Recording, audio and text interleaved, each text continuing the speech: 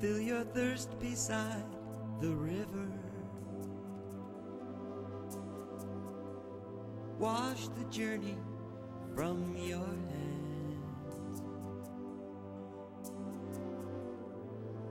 Feel the comfort flow inside you.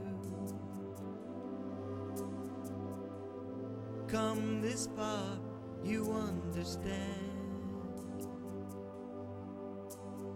Fear's not allowed where dreams can be lost. Hello and welcome to Healing Outside the Box. My name is Rosemary Lachance and I'm a Reiki Energy Healer and a Spiritual Advisor. Hi, and I'm Jimmy Driscoll, Active Director and Writer.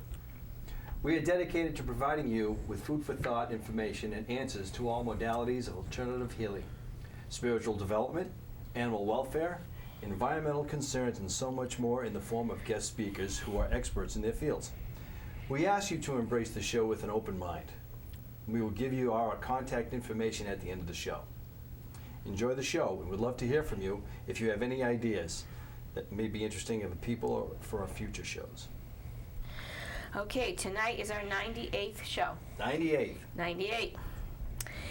And the name of the show is Bikers Against Cruelty.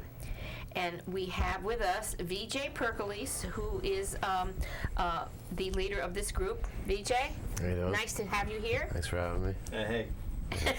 He's going to lean forward. I'm going to read a little bit about VJ right now. He doesn't want to really talk about himself as he does about the group, but we're going to give him a talk a little bit about himself too. Okay. Bikers Against Cruelty is a non-profit, organized group of compassionate motorcycle enthusiasts who advocate against animal cruelty, promote responsible pet ownership, and help to defray the costs of emergency veterinarian care for cruelty and neglect cases. Okay. First thing we ask people when they come here, is the word I'm trying to think of. Right.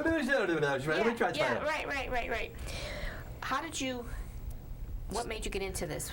My wife and I adopted a pair of sibling pit bulls from a rescue in New York City several years back.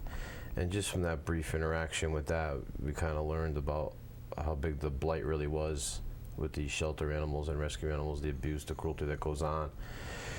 And we've always been animal lovers. We've always had dogs and everything. And we have an annual party at our house every year, like a picnic, you know.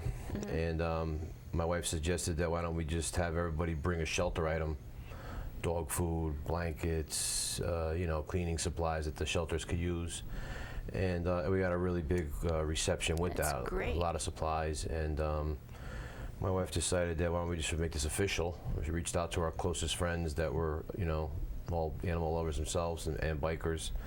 And then in 2007, we actually started Bikers Against Animal Cruelty and made it a nonprofit and been going ever since. You have a website and everything. We'll give people that information. BikersAgainstAnimalCruelty.org. Yep, we're going to give that out to people. It's a wonderful website, by the way. I took a look at that.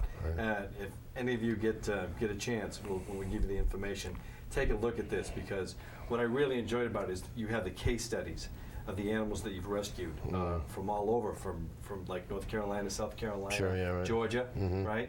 And all different kinds of animals, all different kinds. And it's great because you show the sad picture of them, how you find them, and with the mange and the neglect. Right. So, and then the after picture, which is wonderful. Mm-hmm. Like they're healthy. They've got a great home, and you've got a little synopsis of the animal. Like there was a shepherd that you had that.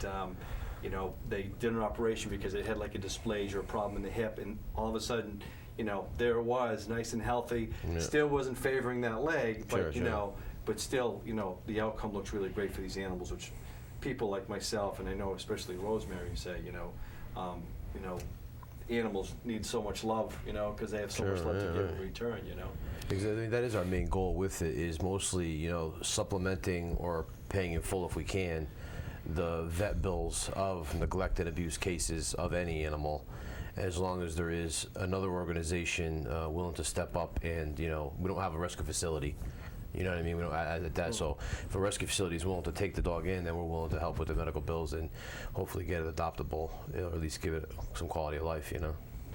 Is there any frustration in doing this kind of work? Like, what's your biggest frustration? Well, That's a good question. the frustration is the human aspect of the cruelty. You know what I mean? Is restraining yourself from finding the people that did this. You know what I mean? And just keeping the focus on the animal itself. You know what I mean? That's probably the most frustrating for me, at least. Is it basically will you find the animal, the owner with the animal, or sometimes you find just the animal itself? It's usually just the animal. I mean, they're dropped off, left tied to a fence at a facility or something like that. In most cases, there's not too many details. And a lot of times, I think a lot of these places, they don't care. That's what it's supposed to be, is just get the animal. They don't ask too many questions. The person bringing it in, maybe handing you a dog that's been abused or whatever, and they might be the abuser. 9 out of 10 times probably they are, you know what I mean? But they got to look past that and just take the animal. So a lot of times, at first we always kind of follow up more like, who dropped them off? Or what they say? You know what I mean? And it's like, you're not going to get no answers. You're not really, no one really, you know what I mean?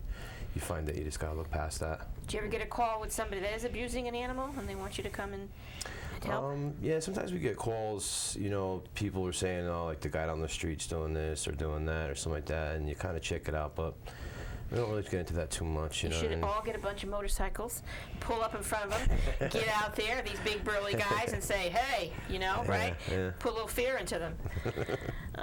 Just got to stop these people, I know. The laws are not good for animals. Well, that's the other thing. We don't really get involved in legislation, but there is other groups in Connecticut and throughout the country that do.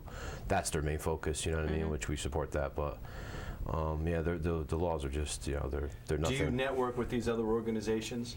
Do you pull together, have meetings and say, we're doing this, how can we better the situation? Not really so much meetings, but I mean, if there's a dog somewhere else in the country or something like that, another rescue's involved, my wife mainly will be involved with the networking through emails and phone calls and just work together like that, you know what I mean? Because there is a lot of times where there's a dog that's, say, in Georgia or something like that, that's been abused or neglected, and someone's willing to take them in Maine. You know what I mean? So they get a transport going, and then through email, they put the legs out as an email message, and everyone grabs a different leg. So me and my wife will go to, say, Stanford to Springfield, and then we just pass the dog off to someone else, and they'll take it to, the other leg of it, and they give it all the way up to wherever it's got to go. It's pretty good effort. Let me ask you a question. When you go to rescue a dog, just say you're taking the first leg of the process, and you have this animal scared, afraid, skittish, not trusting you, weak, probably all the above. Yeah. And then you get to look at this animal's eye in their eyes, whether it be a cat or a dog, and you pass the animal off.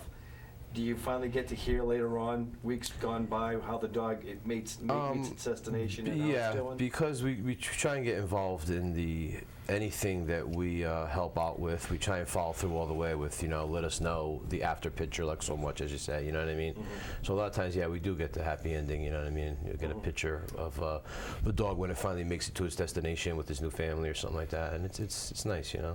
And I tell you, I've never really met a bad dog I've done a few of them, but I've never really met a bad dog on one of those transportations. Always very friendly. I mean, they're not, like I said, they're scared and they're skittish, but they know. They know you're helping. They know they're going somewhere better. They don't. Yeah, misconception on pit bulls. I was just going to ask that, yeah. And I got to tell you, I'm at a friend's house this past week. They have a pit bull. I'm telling you, that dog, if anything, would lick me to death. Oh, yeah. And I have another friend of mine who will buy nothing and rescue nothing but pit bulls. He's never had a bad.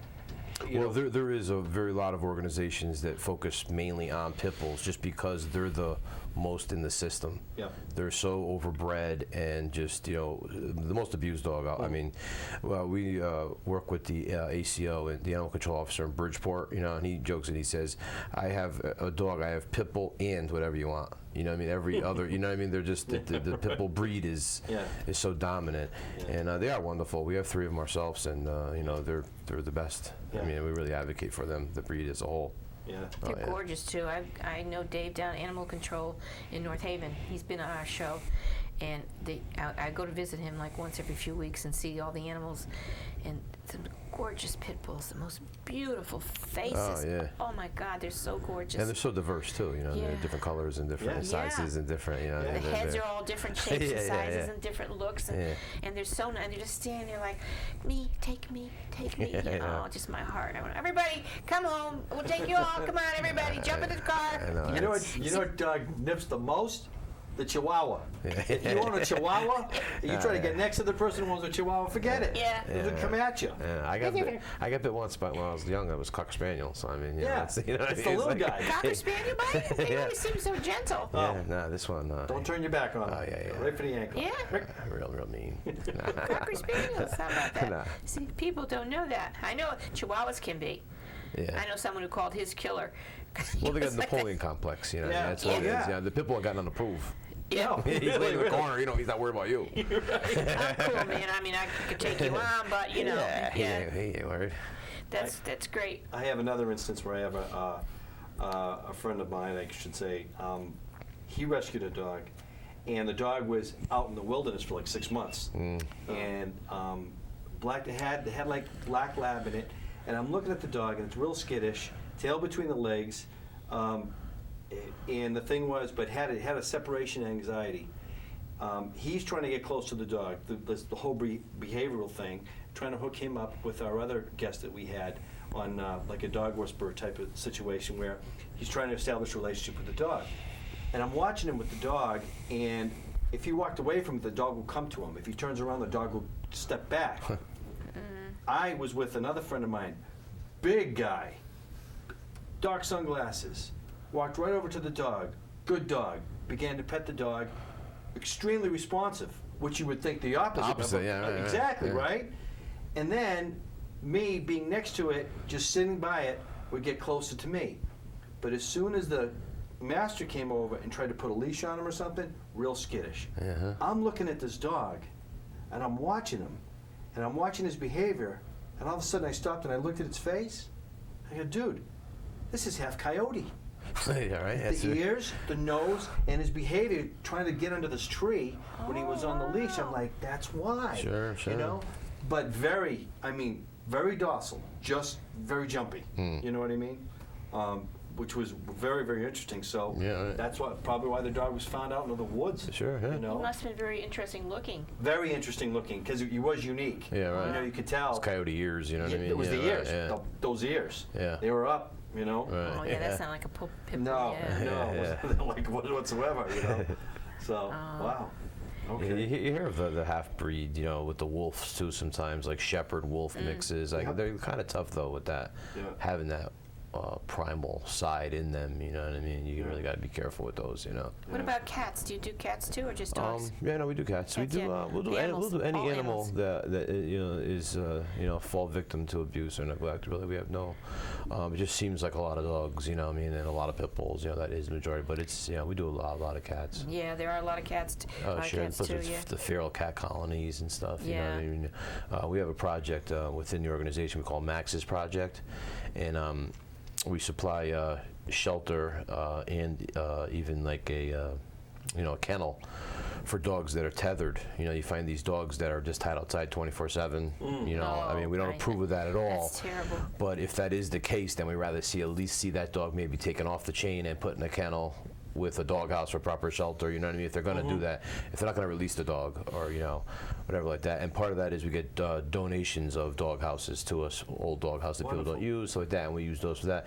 And some of the smaller ones that we get, like the plastic igloo ones like that, a lot of times the people that do the feral cat colonies take those and put them for shelter for the feral cat. They try and capture the cats, fix them, and then, you know, leave the feral cat colony. Right, yeah, I know a lot of people do so that. A lot of those come to that, so that's always a good thing, you know.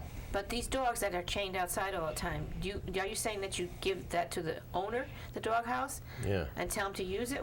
We go there and put it in the yard and set it up for them and everything. What do they say? What's their attitude? Well, a lot of times, the way the program is supposed to work is through the animal control officer in the town. if he sees an animal that he thinks is in that situation, proper shelter or something like that, then he'll contact us. You know what I mean? And then I guess he'll reach out to the owner saying, listen, we have an organization that's willing to give you a house. Would you want to take it? You know what I mean? And most of the people are, pretty receptive to it. I mean, and then we go with my wife usually gets a hold of them and tries to, teach them, spay and neutering and, get them all down on board with that stuff too. You know what I mean? So it's a whole education thing, That's the whole thing, is educating an owner of an animal, because, you want to sit them down and go, what's the reason why you have this animal? Could you just, what are the points? Yeah. Just to have a dog in the backyard? That's what I don't understand. I know. Why would you have a dog in the backyard? I mean, how could you come home every night and go in the back door? Yeah. You lay on the couch watching TV. The dog's outside in the cold. It's like I can just sleep. Right. Have you talked to these people? What's their mentality? They're really, the mentality is just uneducated. I mean, it's just, Exactly. it really is. And a lot of times you say, especially with the spaying and neutering, which is a very, very big problem. That's the main thing, is spaying and neutering, because there's too many dogs. That's why the shelters are jam-packed. Cats too. And the spaying and neutering. And a lot of times you go there and they'll say they have it for protection, but it's in the yard anyway, so what's that going to do? Unless someone tries to rob the tree, Right. So they're not going to do anything. And a lot of times they're not fixed, And we say, why wouldn't you, fix it? Because there's also clinics for that. A lot of the spay and neuter programs that we'll do for low income and stuff like that, just for the cause, And they'll say, oh no, I hear that if you fix them, it makes them mean. It's like the exact opposite. It's like just the uneducated. They don't know. They don't. So education is so important to these people. Right. A lot of times, if you can pull like the kid aside, they got a 13-year-old kid. He loves the dog, so like that. You try and educate him to educate his mother, or what I mean, something like that. But it's tough. It's just education. People got to know. Such a common thing when the parents, the kid wants, well, Mom and Daddy, I want a puppy or I want a kitten, and they go, okay, and then it's either the parent has to take care of it or the kid loses interest after 3 or 4 weeks, and then all of a sudden the parents can't deal with it or whatever the situation is, and there you are. Like I saw on your website, I mean, you found a dog that was left. It was a pit bull, and it was left in an abandoned, this got to me, into abandoned building. Somebody found it. It was down south. I mean, just left there to die. Well, since the economy took the turn for the worse several years ago, that became more and more problematic, where people were getting evicted or foreclosed or whatever, and they were leaving, locking the doors and leaving the dog inside. How can you do that? I mean, how could you do that? And then, people would, eventually, hopefully, the landlord comes or the neighbor hears something and they find this dog inside. A lot of times just skin and bones, you know what I mean? And I mean, we had one that was found that way. And I mean, he had sores like where his hip bones, because he was so skinny, there was like pressure sores, because when he laid down or sat down, there was nothing between the skin and his bone. You know what I mean? He was literally a skeleton. Yeah. But, you had to fatten him up. Yeah, you can fatten him up, right? Yeah. I've seen Cruelty. It comes across Facebook once in a while, and it's so bad. I have to respond and say, listen, I cannot post this. It disturbs me too much to post this. I agree. I know. And it's not. I feel. So does Rosemary, and so many other people do feel for animals like this. And you look at something like that, and it's like, if they're doing that to animals, the next step is they're doing that to humans, and that's a common thread, and it's just like, it's actually a proven fact that serial killers and people of that ilk started off torturing animals. Yeah. You know what I mean? That's a fact. Not all people that torture animals become serial killers. No. But all serial killers have a foundation in animal torture when they were younger. I mean, it's so there you go. I mean, that's the kind of company you want to be in. It's up to you, The bestiality, too, is a horrible thing that I've been hearing a lot about, Yep. That's awful. And I know that on my Facebook page there's a lot of things about animals and things, when Raymond Bouchard was on, and he's talking about it ruins you for life, what he does with the human trafficking. Well, I didn't understand what he meant, but then I realized what he meant. I kind of like always walk around with a little sadness in my heart because of all these terrible things that are done to the animals, But I figure, if everybody stopped doing it because it's so horrible to look at. I don't read it, and I try not to look at a picture, but I just hit share, if I can't, if it's too bad, like when we talked about the dog, the baking the dog, and I just, just get it up there and let people know, because, You If have you to. don't- People have to look at it. That's the thing. I know it's Yeah. terrible. You know what I mean? It is, and it really it wears you down, especially in an It does. organization like my wife gets. I mean, hundreds of emails a day with different cases, pleads for help and whatnot. So it's like it just wears you down because that's all you're ever seeing, and it really starts to wear on your opinion of mankind. Yes. You know what I mean? Like that it goes on every day. But Definitely. then we hold an event, and everyone shows up, and we have this big turnout, and the people are there with their dogs, and they're donating everything like that, and it gives you that boost that you need That's to go right. on. You know what I mean? Got that. There is good. You know what I mean? People do care. absolutely. You know what I mean? So it helps. Absolutely. Yeah. Absolutely. What I liked, as I was saying before the show, what caught my eye about you and your website and everything was because you are bikers, because you're burly guys, and and yet you're gentle with animals and everything, So other guys can know this, They do a lot of thing on Facebook. It's more manly to be gentle to animals Sure, than of anything course, to be kind to yeah. animals. They have a lot of that on there. Well, I mean, animal cruelty is a form of cowardice. Yes, it is. I mean, anyone that would pick on someone. Yeah. It's like a child or a dog. I mean, it's innocence. I've studied a little bit about it, and what I got a couple of things from it. One of them was that usually the people who are cruel to animals and abuse them have been abused. Okay, and one of them feel like he even wrote that on the page that why should the animal get treated better than him? Okay, Wow. Yeah. yeah, that kind of a mentality, Wow. And the other thing is power. We have great power over animals. They trust us. Okay, they'll come to you, and they know what you're going to do. That's why it's such a betrayal. Yeah, You know I know. what I mean? That's why I can't hate stand betrayal. that. Yeah, right. In all forms of betrayal, I hate it. Because even the abused dog will still come to you when you call him. Yeah. Oh yeah. You know what I mean? It's like Unconditional. Yeah. Yeah. You got to be a monster. Yeah. That's what we Yeah. said. We learn from the animals. They're higher than us. They teach us. They have that unconditional love.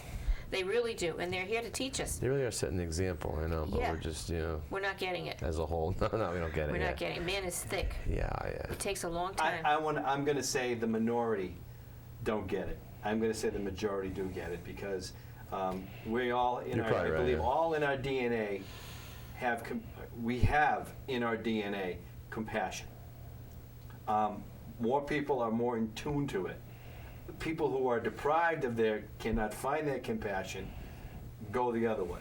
As far as that's my Yeah, thought. right, That's yeah. my belief. That's what I'm saying. Well, you're really right, because we don't hear about the good people. Most of the time, we hear about the bad things that are done. That's right. And you're right. The minority does, but Yeah.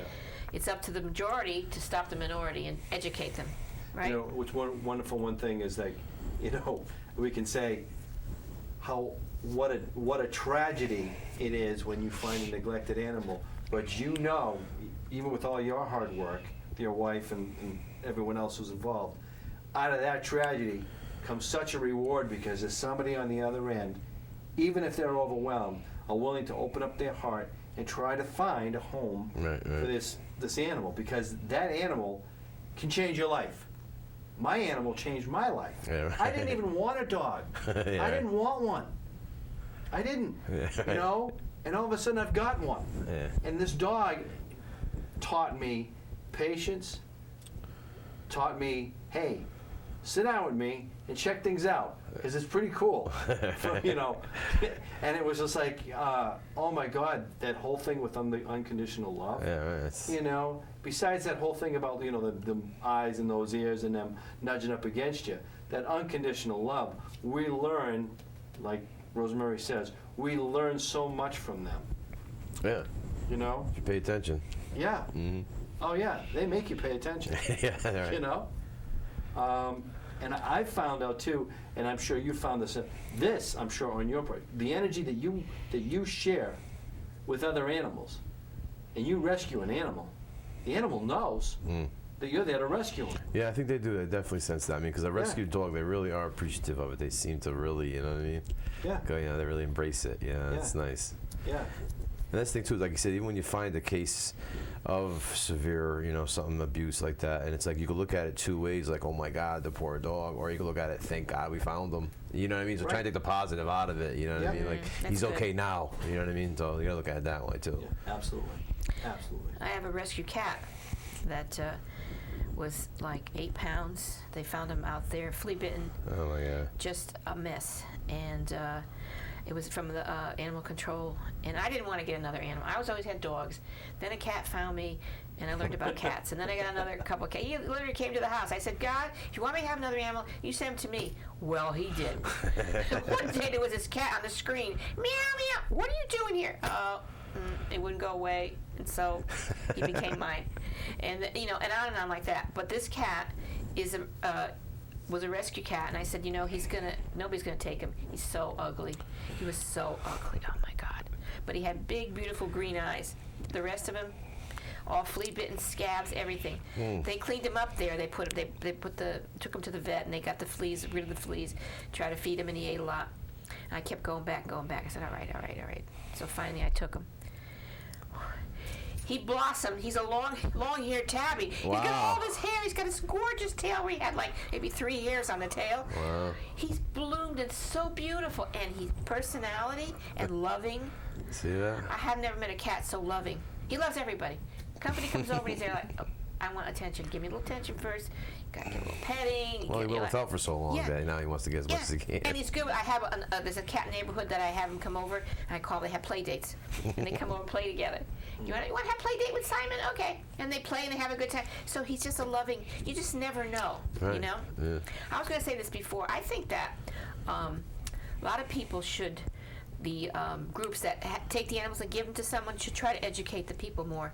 Ask questions and. Oh, that's a big part. And if it's a legitimate rescue, you know what I mean, that's adopting out animals to people, that's definitely part of the process to make sure that animal's going to the proper home. You know what I mean? That people know, they're educated. That should be the way. There should always be a home inspection and follow up. With the people that took the animal. Always be willing to take the animal back for any reason, no questions asked. Those are all legitimate rescue qualities that you want to look for if you're adopting one from a rescue. That's not something you should be scared of. Right. That should be embraced. You know what I mean? Really, that they're coming to your house. They should all do that. Right. They're making you jump through hoops. That's a good thing. You know what I mean? Don't just jump through them and you'll win in the end. Exactly. I did that. I thought I was the only one. I thought it was bad. We found a cat and we were trying to find a home for it, and somebody did, and I said, I have to come inspect your house. Want to make sure that they didn't take it to take it somewhere to be experimented on or something.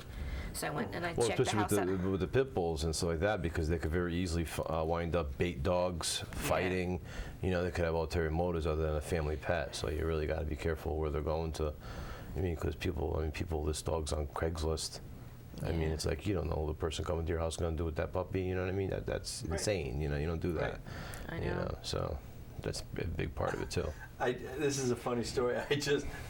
This would be funny if you did this. It would be a little bit different. But I just talked with my friend back up in Massachusetts, and I'm not. All right, I can disclose the town. It's the city of Lawrence, and they were just moving into a nearby town, and he just moved into this house, and he comes out one day, and there's a rooster. And it chased him in the house. Yeah, right. And he's trying to figure it out. It's chasing him, and it calls a friend over you. I got a rooster outside, and it chased me in the house. And he comes over, and he gets chased around the car and gets chased in the house. So they actually called the cops. They said, "Listen, we got a rooster out here. We can't get out of our house. We'll come and find out."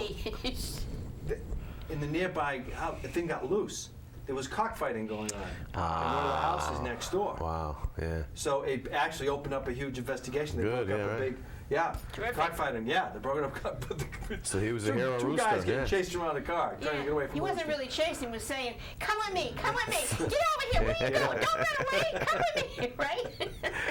You weren't getting the message. Yeah, well, got it now. Got it. And you think that really doesn't even go on, like cockfighting. It's like but it really does still go on. You know what I mean? Yeah. It's insane that people would gather for that. They put these little hooks on their feet and everything, right? Yeah, they can hurt each other. Right. Absolutely. And they'll just fight because there's two male roosters in the room. You know what I mean? But the pit bulls are even worse because they don't want to fight. How many pitbull? We have an event every year that's called Pitbull Awareness Day. You know what I mean? And there's I don't know how many. There's probably 100 pit bulls in the park on the. You know what I mean? It's not a problem. They don't want to fight. You know what I mean? So they actually train them and make them mean, which makes it even worse. It's exactly you know what right. I mean? That the cruelty they endure. You know what I mean? Then they think they're trying to please you by fighting, and it's like it's sad. Yeah, that's it. They Sad. want to please. They love so much. They want to please their master. Right, yeah. right. You know what I mean? And their threshold for pain is, the highest I've ever seen. So they make it perfect for fighting. Right. Yeah. But cockfighting, it's like you never think of it, but it goes on. People are crazy. How often do you have events during the year?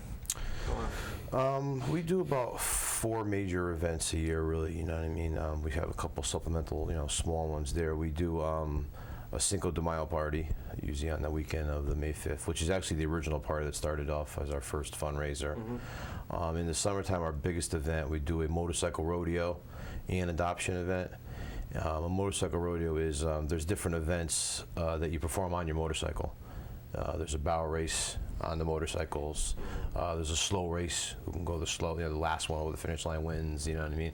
All different events like that. That's nice. Yeah, it's a fun day. Everyone enters the events. And That then must be funny at the slow race. That's real good. And we usually have, I think it's North Shore Animal League supplies the adoption van, and then a shelter, maybe New Haven or Meriden will fill it up with some adoptable dogs, and we'll set that up there to do the adoption event, along with food and drinking and the other usual, party Margaritas fare. on Cinco de Mayo Day? Margaritas, yeah. We gotta go. Yeah. Well, I love listen, margaritas. Right. Hey, you could have like a dog poop bingo game, which like they do with the cows. Yeah, Where right. they said that, right? You could just Cow chip, yeah, right. exactly. Wherever put the squares out there, put the dogs out there. Oh, yeah, And I then you think I can read raise that. the money on, hey, right there, he pooped on number 16. I win. We actually have an event coming up the end of March. It's called Wolfstock. It's at Toad's Place. It's down New Haven? Yeah, 4 bands. And Wolfstock, that's great. we did it last year for the first time, but with the snow we had, the parking down New Yeah, it Haven was was just bad. atrocious. Yeah, You know what I mean? And it was still a decent turnout. But this year we're hoping for a little bigger and better turnout. It's March 31st. How do you get that out when you have these events? How can people find out? The website is the best place. We always have them listed there. That's everything there. And then Do you do any advertising out there? Any other way to spread the word? No, we just try and do locally through radio stations and Yeah, just I mean- basically volunteer. Or, we don't really have a budget for people. I mean, every dime we have, we like to put towards the animals. We don't really, even as far as PR, we don't want to spend it on that really. But you know what? Let me make a suggestion. Go to your local TV stations like Channel 3 and get on their weblog and just blurb it out that you're doing Wolfstock. We do.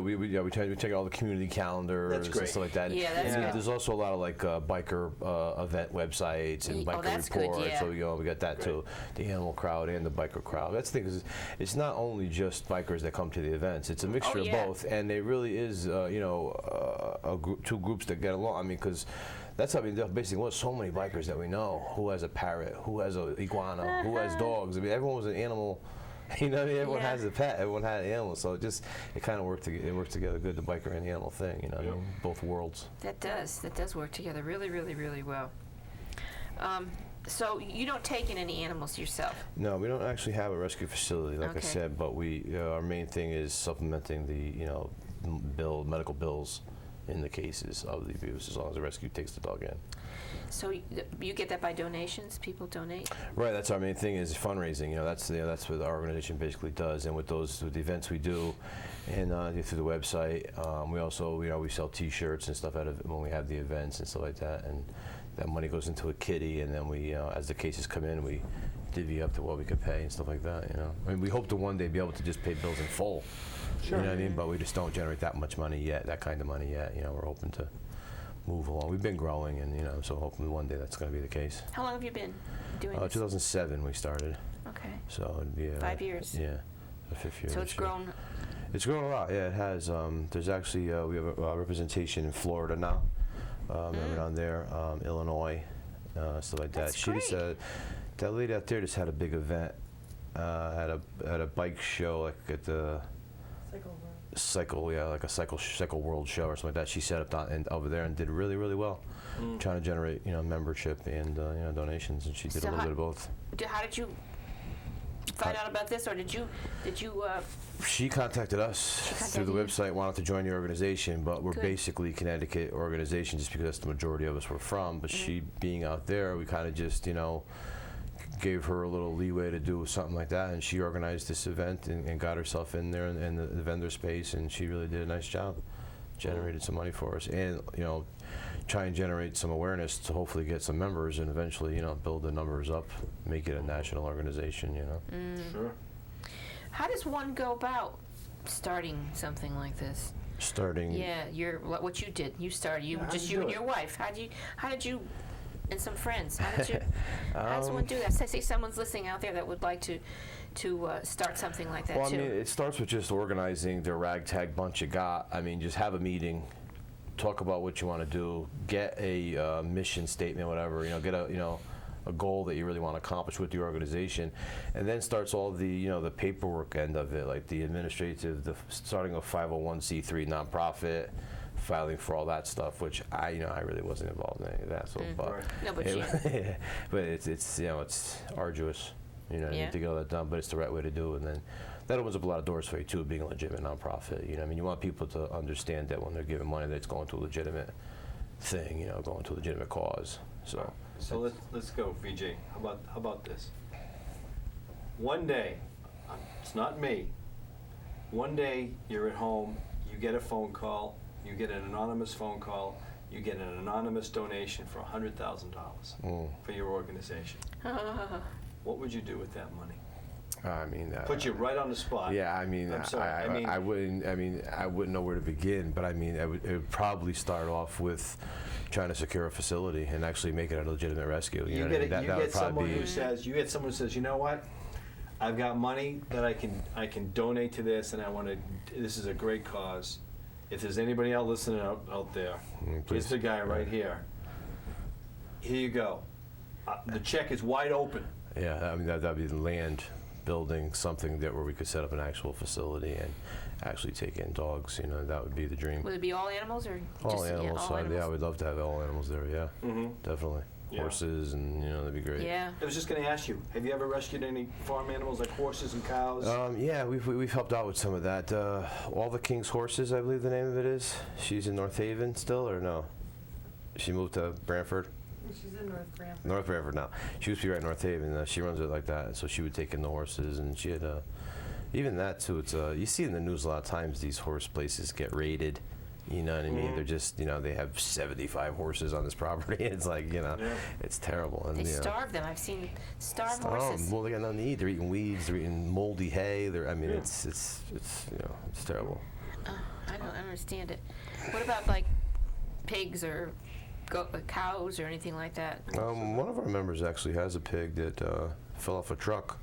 And Sorry. Probably jumped. He jumped, yeah.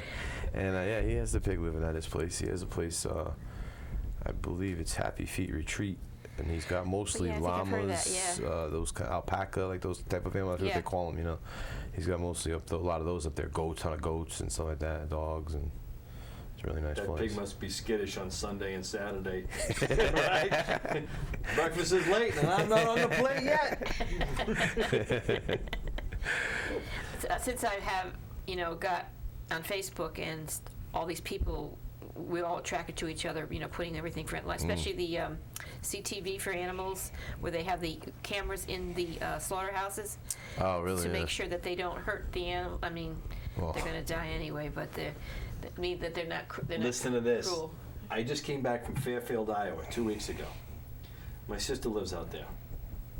They're doing a big thing on, they're talking about like the pig farms, and that gets into a whole story, in the chicken coops and with all the animals, the cruelty of animals. Now, they are trying to pass a law down there through legislation that if you videotape any of the animals in the pens or the facilities, you could be criminally prosecuted. What? They're trying to do that They're now. trying to pass that law now. That's the crime. That's the crime. Because that's a crime now, because now legislation, okay, so then that means the farmer is giving money to lobbyists so they can build a pig farm. It's a whole process right now where, the cruelty to the animal is that, they don't see the light of day, and, the fecal matter and everything else, and the antibiotics. And then I don't really get that involved in the Right. farm animal stuff, only because if I ever did, I'd probably never eat meat again. And I really don't. I really like, steak and cheeseburgers and stuff. Right. So, I mean, if I ever did, I probably would never eat it again. I mean, the stuff that goes on in those farms, a lot of the big commercial farms, Right. it's just, it's terrible. Right. You always try and buy free range and stuff like that when you're shopping and stuff like that. But, at the light of day, those pigs, they can't even move in some of the things. That's what it is. They can't, It's they horrible. don't want them to move. That's Right. what it is. They don't want to build muscle. You know what I mean? That's, Right. that's terrible. just eat. Just eat. The factory farmers, they're the ones that lobby for this to be done. Absolutely. So, because people are waking up, they're eating less meat. And, Yeah, right. It does seem to be a lot more vegetarian now than there's it was. spiritual vegetarians, and then there's regular vegetarians some who do it because they love the animal, and others who do it because they want to stay healthy. Yeah, right, right, yeah. And God knows that what they give those poor animals, it's horrible, and that goes into the body, Yeah, So, right. yeah. But anyway, they have these cameras in there, and they want to get those out too. You're right. I saw about that bill Yep. that they're trying to pass Yeah. to get That that makes out no too. sense. I mean, you should be able to be videotaped at will at any time, and open for inspection, and you know what I mean. Well- It should be the opposite. Right. Those barns should be open to the Right. public. Right. Factory farms do that. They lobby, and then they, put money in the pockets of the people and the government, and then they go along and let it happen. That's what it's all about, money. That's all it is. We treat animals like commodities. Oh yeah, That without a kind of doubt. thing. Without a doubt. Yeah. Yeah. Well, that's like the puppy mills. Yeah. That's what they do down, That's another thing. Pennsylvania's a big puppy mill state. I think in the Yeah. Carolinas, something like that. You know what I mean? That's what that pretty much is. It's just a factory farm for dogs, and then they sell them to these pet stores, all pets, and you know what I mean, stuff See, like there's that. no need for that. There's no need There's for no that. need for puppy mills. And There's enough how nice would it be, animals. like at All Pets Club? They sell. I mean, I'm not saying they're puppy mill dogs, but they sell those puppies that most times that's what They're those most dogs are. of them That's for that's puppy their mills, idea. yeah. Well, how nice would it be if they stocked their place with rescue dogs? Yeah. All these shelters. Right. You know what I mean? You can have a different dog there, keep him there for a couple days or a week or whatever like that, and you know what I mean? He's living at the shelter anyways. Let the pet store at least get attention, and do that. Why not? You know what I mean? It's just money. It just comes up to money. I think, honestly, of all the animals that I've heard that have been rescued, it has almost 100% success rate that I've heard when people rescue an animal, that the devotion, the dedication they get from that animal. There's rare cases where an animal itself has just been so either psychologically damaged or physically damaged. That is rare, but it does happen, Yeah, right? yeah, They're very but, resilient, but yeah. But the success rate of, and people push that so much is just, rescuing the dog that I got was a rescued animal. All right. Oh And my the God. thing is, too, is once you have that experience, that's your rescue for life. Yeah. You know, like I know people that have bought dogs, but then once they rescue the dog, that's it. I'll never buy another dog again. You're rescuing a dog Yeah. from now there on out, which is Yeah. ideal. I mean, that's what we Yeah. want. Yeah. It is rewarding. So they get to charge more money when they get it from a puppy mill, right? Oh yeah. Yeah, we ought to form a group, to go in and talk to these pet stores and say, why don't you do it? That's a great idea. I never There even was thought a about group that. of people protesting a pet store in Norwalk, Westport. Westport. There was a group of people that were out there every weekend. Yeah, that's what it was. It was specialized in puppies. I mean, and that's no reputable breeder, which is bad enough as, but there is people that are reputable breeders that breed legitimate purebred dogs, or people that like that, Right. which is fine. But no reputable breeder is going to be selling his puppies to the pet Right. store guy. They sell 'em right you know there. what I mean? They're selling them themselves. They're doing Right. home inspections. They're they're Right. a breeder. You know what I mean? So any dog in those pet stores, in most cases, and the parents, especially the mother dog, is living in squalor. She's having litter after litter Litter, after litter yeah. after litter, and then they just dispose of her. You know what I mean? She just pops up walking around the side of the road somewhere, and they just drop them off, or worse. You know what I mean? And it's terrible. And because of the overbreeding and the inbreeding and the conditions, you get all those puppies. A lot of them are sick. Yeah. You get them home, and they got you got medical bills you got to pay for it. Yeah. Pet store don't want no nothing. You Right. sign some kind of clean health bill for 10 days or something ridiculous. You know what I mean? Mm-hmm. And then you take the dog home, and then it's on you. You know what I mean? And then God forbid you lose the dog. I mean, you have to bond with it. It's heartbreaking. You know what I mean? And just you gotta stay away from it.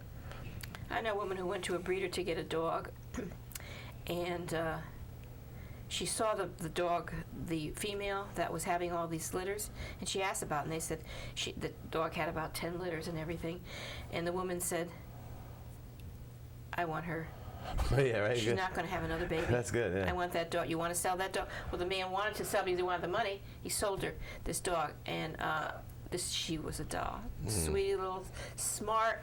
She Right. rescued her. She says, no more babies. That's it. That's you great, know? yeah. And that was really, really nice, you know? That was a good idea, actually. Yeah, right. A Grab lot the of people mother. want this special, pretty, this, that, the other animals. You know, you go, oh, it's got to be the best. You know, to look. Oh, look at my beautiful animal, my dog, my cat, whatever. Yeah. But you know, like I said, my scrawny little Jesse turned into be. Yeah, right. He was like kissing the frog and turned into a prince. Yeah, He's right, gorgeous. Right. You know, and you would never think that. You know, Mm. just people have to think more with their heart. You know, I Yeah, just want and to. it shouldn't really matter what's you know. No. I mean, you know, there's not really no ugly dogs. I mean, No. you know, No. if somebody loves everyone, I mean, Yeah. loves them, you know what I mean? Absolutely. So it's not like, you know, where the mix could be. You know what I mean? It's not that drastic of a mix usually. You know.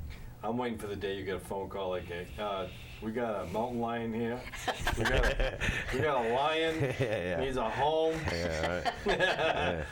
Take his VJ down the cage. All right, here I am. Big steel mesh body. All right, where do you want him? I love that moment. Oh man. I gotta- Go ahead. No, you finished with that subject? Well, I guess they have a problem with that down south, don't they? People getting lions for cheap and having like their own lions dens, and they can't take care Or of you know what them. it is? They get the cubs, and then 2-3 years later, the thing's eating It's a lion. 400 pounds of meat. You know what I mean? Yeah. You can't even afford to feed it. You know what I mean? Yeah. Or the feed not in a proper diet, and Yep. yeah, then these sanctuaries got to step in. I mean, I think they still kind of issue licenses. I'm not sure that's they used to be able to get a license for exotic animals to have in your house Yeah. with some sort of inspection or acreage or something, I'm sure. But I think even that's pretty much on They're the downside trying to stop that now, yeah, right? I think Because that's of going that away. incident that happened in Ohio.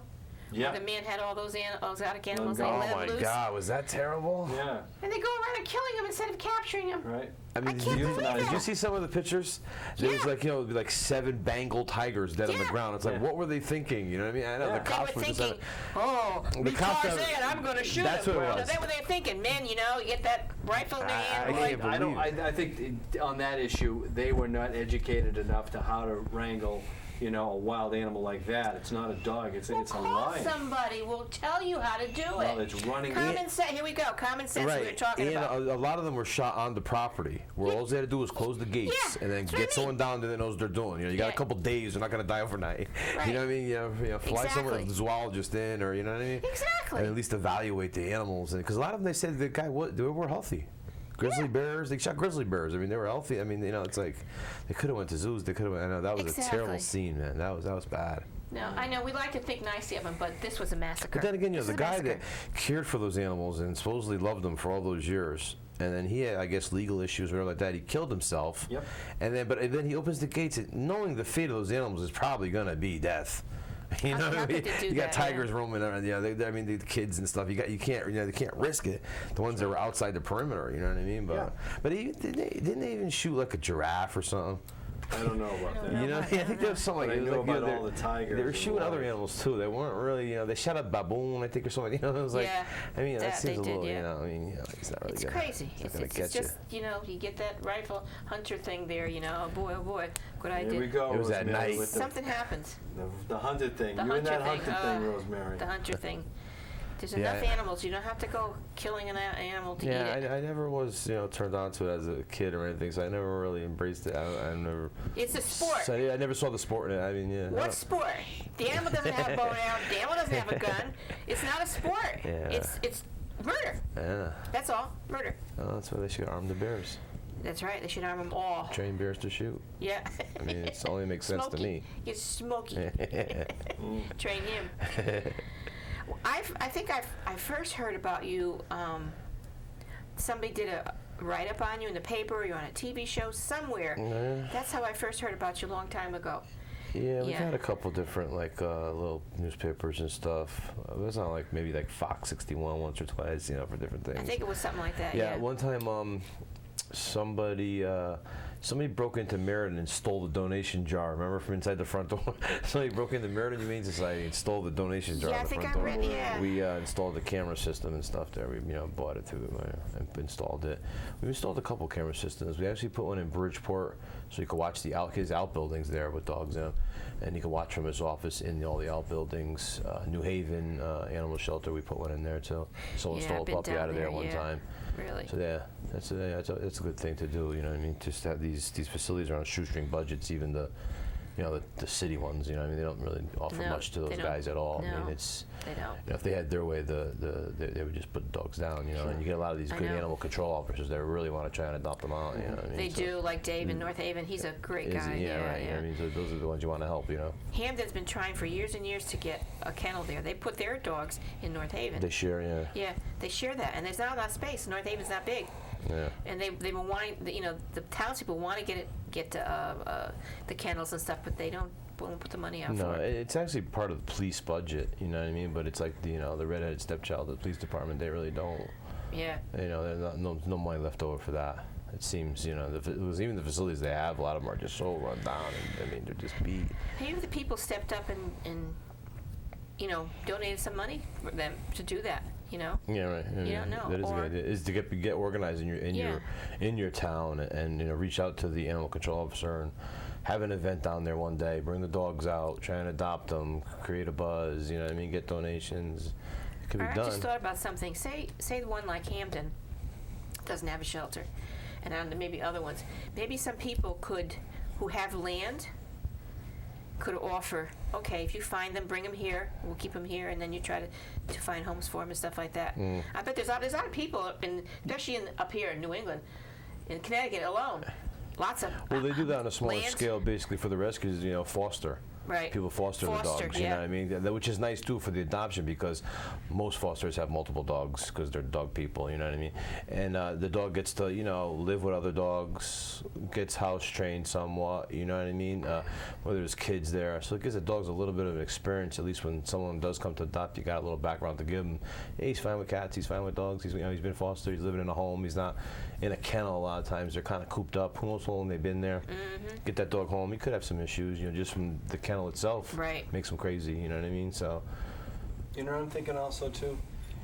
What you do for the animal, you must, if you take on volunteers, such as people who are having a rough time with life, paying bills or whatever, just trying to get in with society, and you take them on as volunteers, it must be an incredible rewarding feeling for them to rescue an animal. Yeah. A healing thing for them. Well, I think the animals help the people just as much as the people. Yeah, that's That's what I'm definitely true. Oh yeah, Yeah. without a doubt. Without a doubt, yeah. I think they tried that with some prison inmates down south. I was just going to say They that. did that with animals, helping strays and stuff like that, giving them some responsibility and showing that they have purpose. Sure. I just seen something on that too. They actually had them living in the unit, and they had the dog in the cell with them and everything. You know what I mean? They're just making them more adoptable. Yep. That was the main goal, and it was nice. And they loved it, and they made them, I the think prisoners they- softer in heart and everything. Yeah. I think they have a program in Connecticut. It might be Niantic, the women's prison, maybe with the horses. They rehabilitate the horses, Yeah. isn't that? Yeah, right. That's what they do. They get these barns get raided and stuff like that. They have the people rehabilitate the horses. Which is very much like a dog too. Personality-wise and everything. Oh yeah, They very smart. They require affection. Very smart animal. Yeah. Pigs are very smart. We talked about, but pigs are very smart from what I Yeah, understand. very smart. Oh yeah. Well, VJ, we were wondering, right? At the show, we have 4 minutes left. All right. Can you believe it? I hope 4 I can. minutes! Yeah. I hope I See can. that? That's good, yeah. Is there any last things you'd like to tell people out there? Leave them with anything at all. Well, I mean, I just appreciate the support. Go to the website, check it out. Come to events, check us out, and help us out. We can use all the help we can get. Sure. You need volunteers too? Volunteers, members, everything. You know what I mean? And especially at the events, like I said, one of the big things at our events is the supplies. Come to the event, bring a bag of dog food. You know what I mean? And then we'll disperse it out to the shelters and everything like that. When you become a volunteer, what does that encompass? Basically just, helping out with the events, you know what I mean? When we have the events, and we have a quarterly newsletter that goes out, a lot of times you get some stuff in some envelopes and basic stuff like that. It's, it's anything you do for us will definitely be a good time. Oh, I can tell that right away. Not a problem. You gather people for doing something like this, you know you're going to have a bunch of beautiful people It's there. guaranteed a good time. Absolutely. Guaranteed good time. Oh, sure. No doubt. Yeah, there's something about people who are kind to animals that you could just see that. You could just see it in them. You just know. I don't know. Just a feeling, vibration. No, I mean, it's usually, the vibe is usually, motorcycles, dogs, beer. Beer! Ooh! Yeah, so it's always a good time. Volunteering it'd be way more rewarding than it will be backbreaking, that's for sure. Yeah. That's good. That's funny.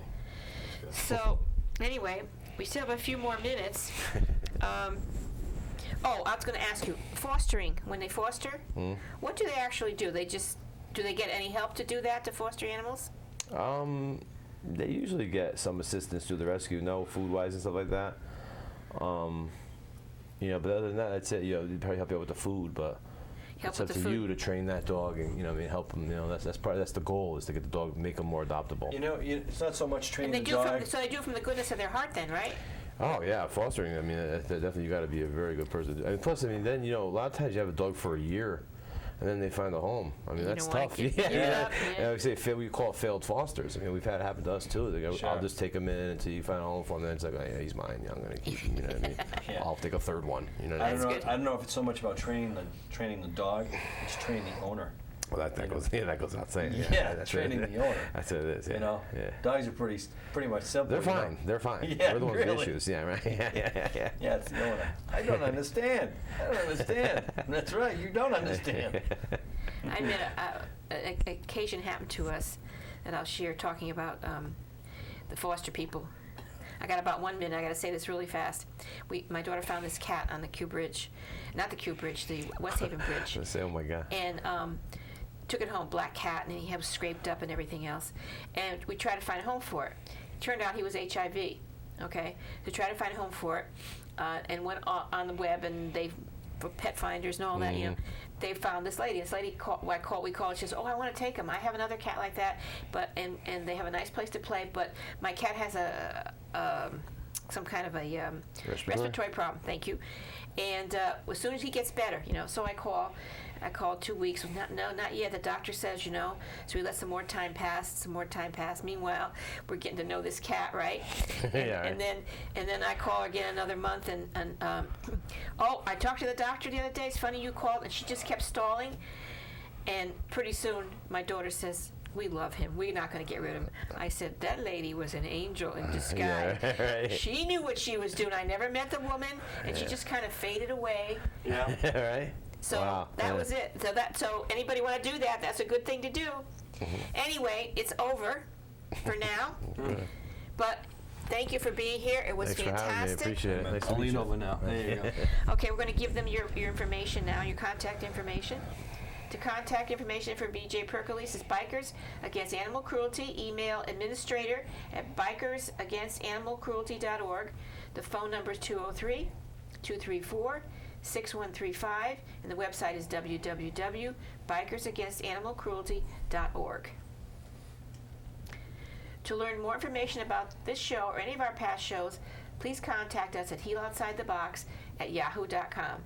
Or to reach me, Rosemary Lachance, phone 203-627-7966, or go on my website, www.rosemaryLachance.com. Or you can reach me, Jimmy Driscoll, phone number 860-334-9968, or my email address at jimmydriscoll@msn.com. We are also on Facebook under Healing Outside the Box. You can go on there and you can leave messages for us and see all our wonderful guest pictures and everything. Okay, the quote for tonight is, "Humans who enslave, castrate, experiment on, and fillet other animals have had an understandable penchant for pretending animals do not feel pain.